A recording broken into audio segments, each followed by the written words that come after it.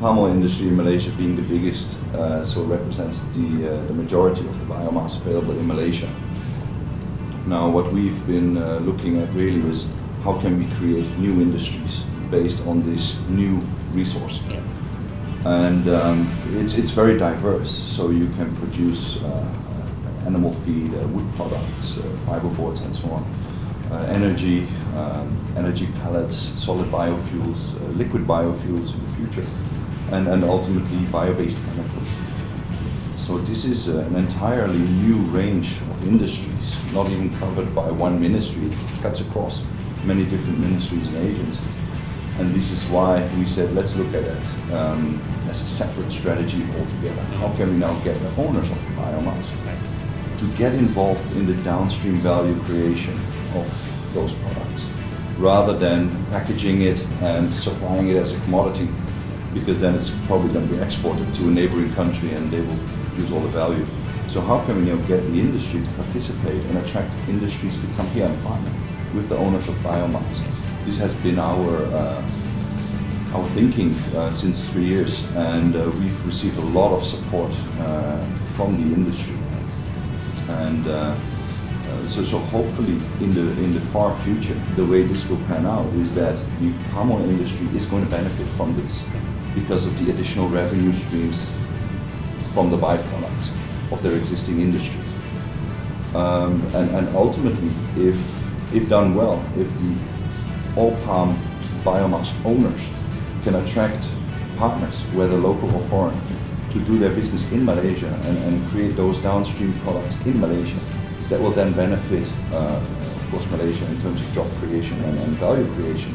But it will also help in terms of the partnership, because it's not a buyer-supplier offtake agreement. This is a partnership. So it's in everybody's interest to ensure that this industry is well protected and developed. We have to understand what biomass is. Right. In the industry, biomass, actually at the mills, biomass means empty fruit bunches, fiber, and effluent, factory effluent. Factory effluent, we turn it into fertilizers. We can mix it with other things. The fiber, we still use it for our boiler. The empty fruit bunches goes back to the field. As you said, as compost to recondition the soil. Back in the farm, you've got fronds, palm fronds. Palm fronds goes back to the soil also. Yeah, and I think what the strategy is saying is that a lot more can be done with number one is a lot more can be done, but there must be a full understanding of what biomass is all about. The trunks, when we it is for timber, but sometimes it is shred back for compost.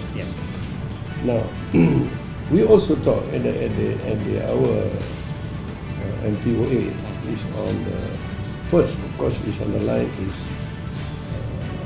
productivity. And productivity has got a short term and the long term.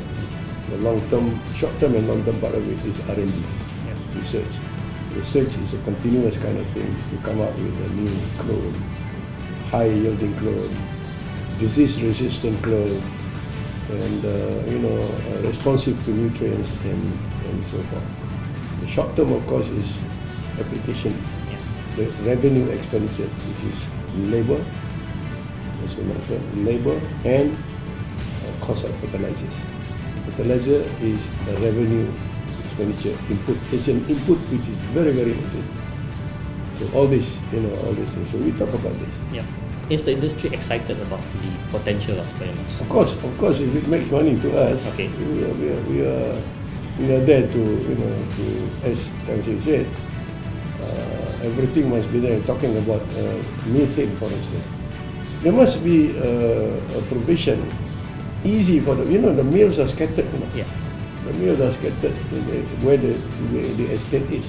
Of course, estate-owned mills. The private-owned mills is different. We don't know. They are just about there also. They have got their own ideas.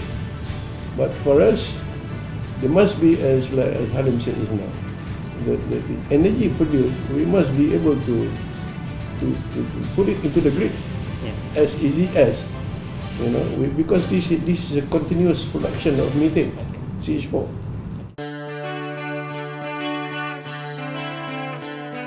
Okay, RSPO is good without ulterior motive.